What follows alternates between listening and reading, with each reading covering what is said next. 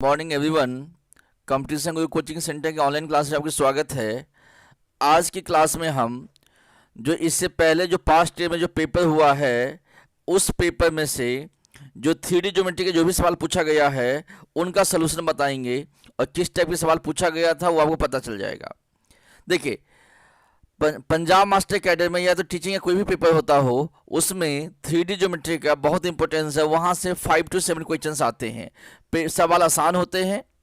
तो आज के वीडियो में हम जो इससे पहले जो सवाल पूछा गया है 3D ज्योमेट्री का उसके ऊपर हम बात करने वाले हैं। 3D ज्योमेट्री के ऊपर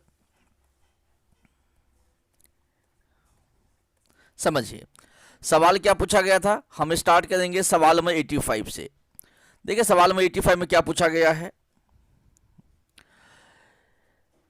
the ratio in with the line joining point, दो पॉइंट दिया, एक तो है 2, 4, 5 एंड अगला पॉइंट दिया 3, 5, -4 is divided by the y z plane.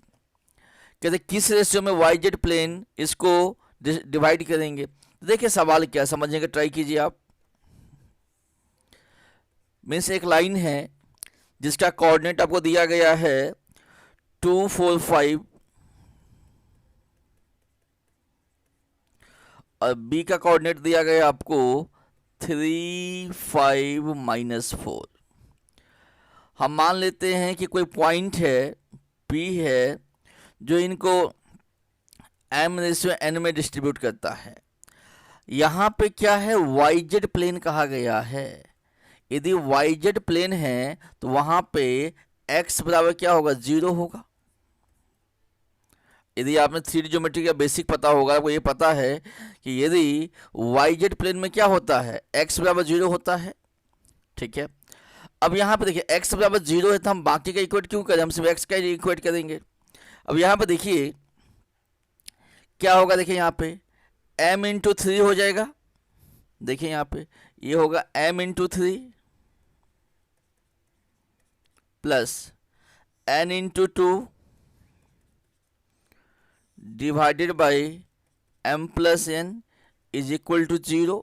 0 मैंने क्यों किया, क्योंकि वो yz प्लेन है तो x क्या होगा, 0 होगा। अब इनको सोल्व कर दीजिए, आपको m एंड n का रेशियो आ जाएगा। अभी इसको मैं ऐसे लिख सकता हूँ 3m + 2n is equal to 0। तो 3m बराबर क्या हो जाएगा, माइनस का 2n, तो m/n क्या हो जाएगा, -2/3। m/n क्या हो जाएगा, -2/3। देयरफॉर m/n क्या होगा, -2/3। यही आपका आंसर है, दिस इज आंसर।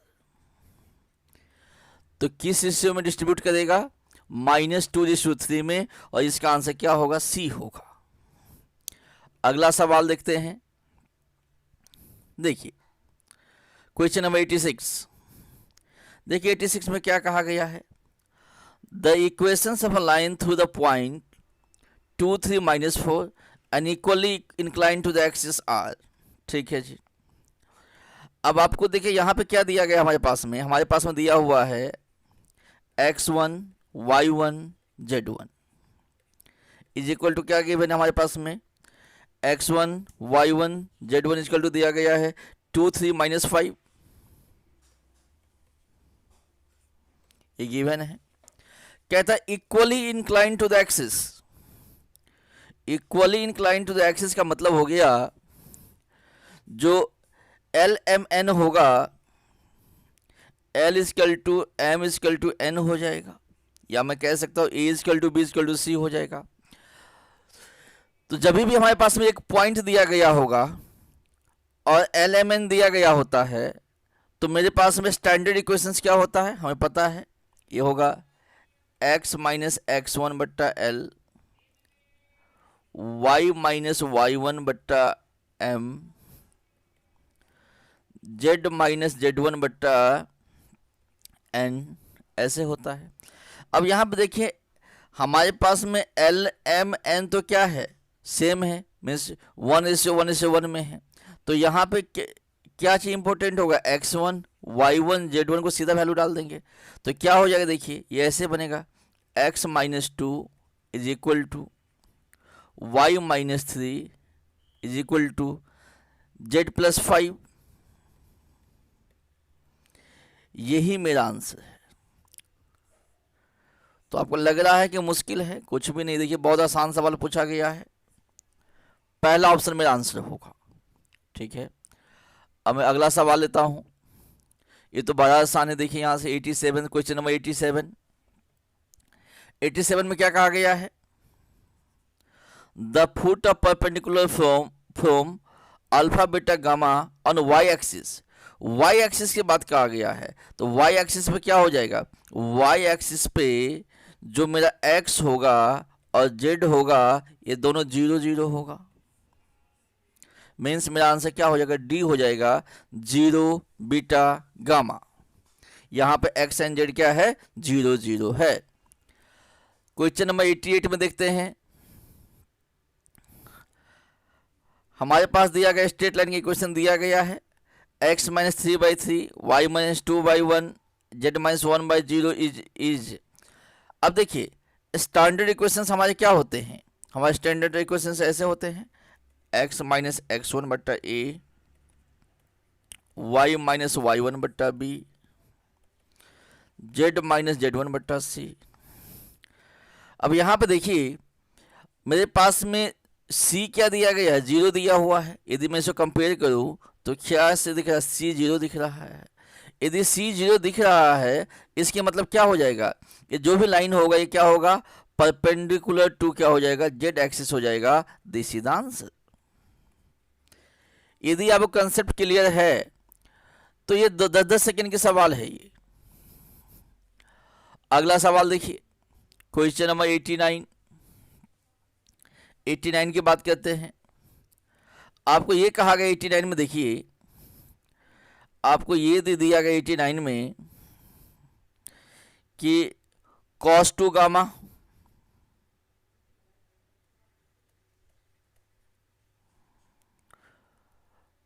सॉरी यहां से स्टार्ट है।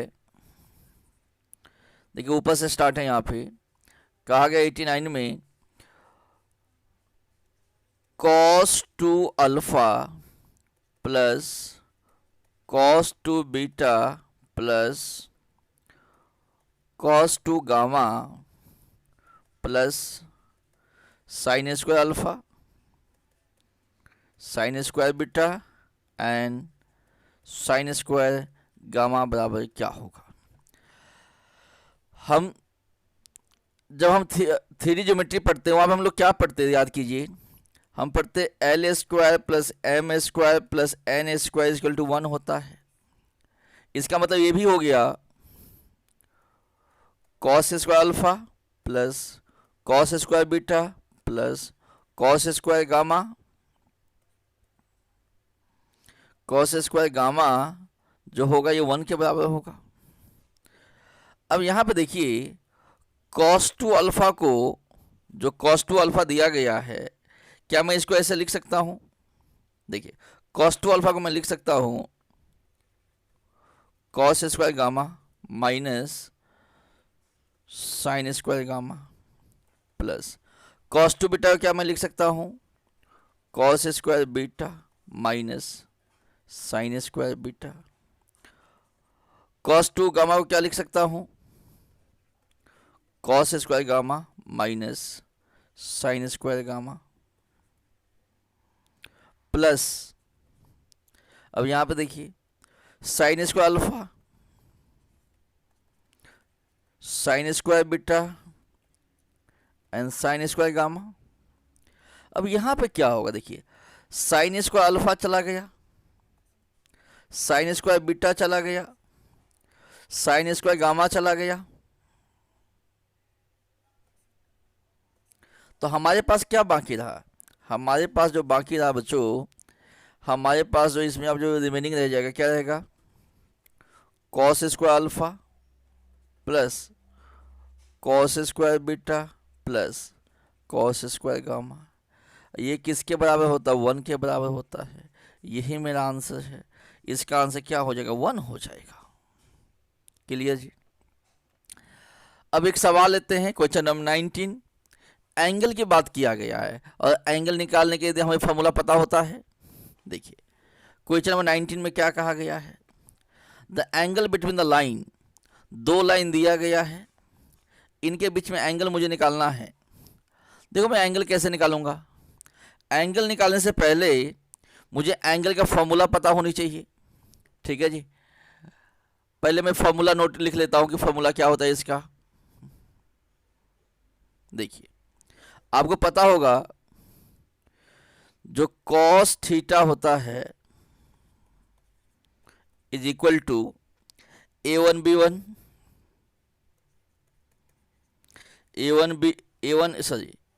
A1A2 B1B2 C1C2। Cos theta is equal to होता है A1A2 B1B2 C1C2 divided by root under A1 का स्क्वायर प्लस B1 का स्क्वायर प्लस C1 का square into root under A2 का square plus B2 का square plus C2 का square. Means जो दिया गया इक्वेशन है वहां से मुझे क्या निकालना होगा, A1 जो दिया गया इक्वेशन है यहाँ से A1 A2 B1 B2 C1 C2 मुझे एक्सट्रैक्ट करना है। ये कैसे आएगा, देखिए ध्यान से, हमें पहले इक्वेशंस को स्टैंडर्ड फॉर्म में लिखना पड़ेगा। दो इक्वेशन दिया गया हमारे पास में, पहला इक्वेशन क्या है समझिए, पहला इक्वेशन दिया गया है 2x equal to 3y equal to minus z. दूसरा इक्वेशन दिया गया है 6x minus y minus 4z। 6x equal to minus y, 6x is equal to minus y is equal to minus 4z। ये दो equations दिया हुआ है। ठीक है जी, अब देखते हैं यहाँ पे एंगल क्या बनेगा। तो पहले इनको स्टैंडर्ड फॉर्म में डालते हैं। स्टैंडर्ड फॉर्म में हम इसको कैसे लिखेंगे, देखिए मेरा स्टैंडर्ड फॉर्म क्या होता है, मेरा स्टैंडर्ड फॉर्म है, स्टैंडर्ड फॉर्म मेरा है, मैं यहाँ लिखता हूँ, मेरा स्टैंडर्ड फॉर्म है बच्चों ये है x माइनस x1 बट्टा ए, y माइनस y1 बट्टा बी, z माइनस z1 बट्टा सी। तो ये तो A1 B1 C1 हो जाएगा और यहां से क्या निकलेगा A2 B2 C2 निकलेगा। बट इस सवाल इस इक्वेशन इस फॉर्मेट में डालना पड़ेगा। कैसे डालेंगे, दो है और तीन है, दो तीन का एलसीएम क्या होगा 6 होगा। तो मैं लिखूंगा 2x बट्टा 6 3y बट्टा 6 माइनस जेड बट्टा 6। मैंने 6 से डिवाइड करवा दिया तो ये कट के क्या हो जाएगा 3 हो जाएगा, ये कितना हो जाएगा 2 हो जाएगा, ये तो 6 ही रहेगा। इसको स्टैंडर्ड से यदि मैं इक्वेट करूं तो क्या हो जाएगा A1 इजकल टू 3 हो जाएगा, B1 इजकल टू 2 हो जाएगा एंड C1 इजकल टू क्या हो जाएगा माइनस का 6 हो जाएगा। यहां से A1 B1 C1 आ गया। अब इधर सेम चीज यहां पे देखते हैं। अब यहां पे देखिए फिर से सेम चीज यहां पे हम डिवाइड करवाते हैं। इसको मैं देखो 6 है और 4 है तो एलसीएम कितना 12 हो गया, तो 12 से डिवाइड करवा दीजिए। तो इनको मैं 12 से डिवाइड करवाता हूँ, डिवाइडेड बाई 12 डिवाइडेड बाई 12, तो 6 दूनी 12 हो गया, 4 तिया 12 हो गया। तो यहाँ से क्या निकलेगा, ये क्या है A2 है, ये क्या है B2 है, ये क्या है C2 है। तो A2 कितना आ गया 2 आ गया, B2 कितना आ गया माइनस का 12 आ गया एंड C2 क्या आ गया माइनस का 3 आ गया। जब मेरे पास में A1 B1 C1 A2 B2 C2 आ गया तो मुझे सिर्फ फार्मूला पर इसको डालना है। फार्मूला पर डालते ही मेरा आंसर आ जाएगा। अब देखिए फार्मूला पर डालते ही देखिए सवाल कैसे बनता है। अब ये क्या हो जाएगा cos theta is equal to A1 A2, तो क्या हो जाएगा 3 गुना 2 प्लस B1 B2, तो 2 गुना माइनस के 12 प्लस C1 C2 तो क्या हो जाएगा -6 गुना -3 डिवाइडेड बाई, अब ए स्क्वायर कितना हो जाएगा, आप देखिए 3 का स्क्वायर 9 हो गया, 2 का स्क्वायर 4 हो गया, 6 का स्क्वायर 36 हो गया, यहाँ पे क्या 2 का स्क्वायर 4 हो गया, 12 का स्क्वायर 144 हो गया और 3 का स्क्वायर 9 हो गया। बट जब ऊपर में ही 0 हो रहा है तो नीचे में कुछ लिखने से फ़ायदा भी नहीं है। तो देखिए अब ये कितना हो गया, यहाँ पे देखिए 3 दूनी 6 है, ये कितना है प्लस का 18 है, ये माइनस का 24 है, तो ये कितना हो गया, ऊपर में कितना आ गया 24 माइनस 24 आ गया, तो 0 आ गया। मीन्स कॉस थीटा क्या हो गया 0 हो गया, कॉस थीटा 0 हो गया। ठीक है जी, कॉस थीटा 0 हो गया। ठीक है, कॉस थीटा 0 हो जाएगा तो थीटा बराबर क्या हो गया 90 डिग्री हो गया, जिसको हम क्या कहते हैं π/2 कहते हैं। यही मेरा आंसर है। ठीक है जी, इसकी मतलब है ये जो सवाल दिया हुआ है इसका आंसर क्या हो जाएगा, सी ऑप्शन हो जाएगा, π/2 हो जाएगा। इस हिसाब से लास्ट ईयर जो पेपर हुआ था इसमें 3D ज्योमेट्री में जितना भी सवाल पूछा गया है मैं सारे सवाल करवा दिया हूँ। वीडियो को आप लाइक कीजिए। ठीक है, यदि आपको चैनल अच्छा लगा हुआ हो तो चैनल को सब्सक्राइब कीजिएगा, सो दैट कोई भी मैं नई वीडियो डालूंगा तो उसके अपडेट्स आपको मिलते रहेंगे। यदि आप मैथमेटिक्स का कोचिंग लेना चाहते हैं तो जो हमारा हेल्पलाइन नंबर है 8283-867-867, इस पे आप कांटेक्ट कर सकते हैं। जो नई बैच है मंडे से स्टार्ट हो रही है, नई बैच में इनरोल कर सकते हैं। Thank you very much. अब मिलते हैं अगले वीडियो में नेक्स्ट टॉपिक के साथ में।